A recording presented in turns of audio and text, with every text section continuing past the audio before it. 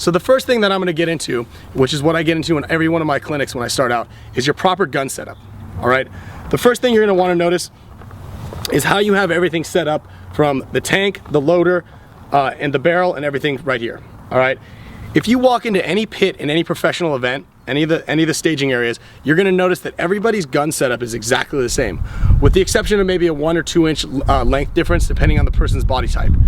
You never want to have something really, really small or really, really long. Okay. A general misconception that a lot of paintball players have is they want to have a very, very short gun, so a really small tank and a really small body barrel, in order to get smaller in their bunker. The reason that you don't want this is because your body is going to expel a lot of energy trying to hold your marker up. Okay, the law of ergonomics says that you want to be able to bring your equipment up to your body, not your body to your equipment. Okay, so if you were to pick up your gun just from the start, if you notice that my body doesn't move at all, that means that the setup is perfect for my body type. Okay, you never want to have to hold it out too far, nor do you want to control or cramp your body into one little position. Anytime that you have to lean into the gun, you're using different muscle groups in your body that's going to expel more energy. Again, you want to save as much energy for that final game and that final match at the very end of the tournament. So, one general rule of thumb, when you hold your gun out and you bend your arm at about a 90-degree angle, you want your tank to come right to the bend of your elbow, where your elbow and bicep meet. All right, that generally says that your tank is right around the correct area.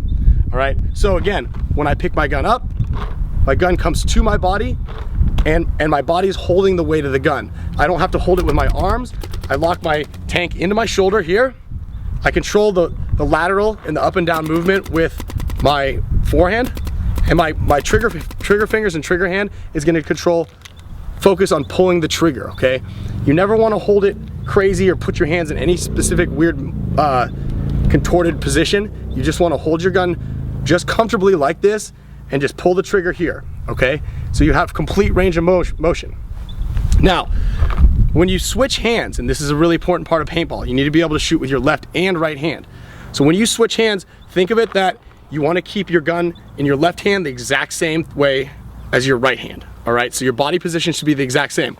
So when I have my gun in my left hand, it's the exact same way that I do with my right hand, and my body doesn't move. All right, that's a really important part about switching hands, because you don't want to ever turn your body every time you switch your hands, okay, because your shot's going to be off. You want your barrel pointed pretty much the exact same position every single time. A good drill for this is to step in front of a camera or in front of a mirror and look at yourself and see if you can eliminate all that movement when you go to switch hands. Okay, you see that the only thing that's really moving are my front and my two hands. My front hand moves to my back hand moves to my front, and the tank and the gun move from shoulder to shoulder. All right, that's the really important thing. I'm not bringing my gun from one side all the way to the other. I'm just bringing it straight on. My body's square to my opponents, which is going to be an important part about playing your bunker. And my barrel's always on the same level plane. I try not to drop my barrel and pick it back up. That's not a very good thing, because then you have to readjust your shot.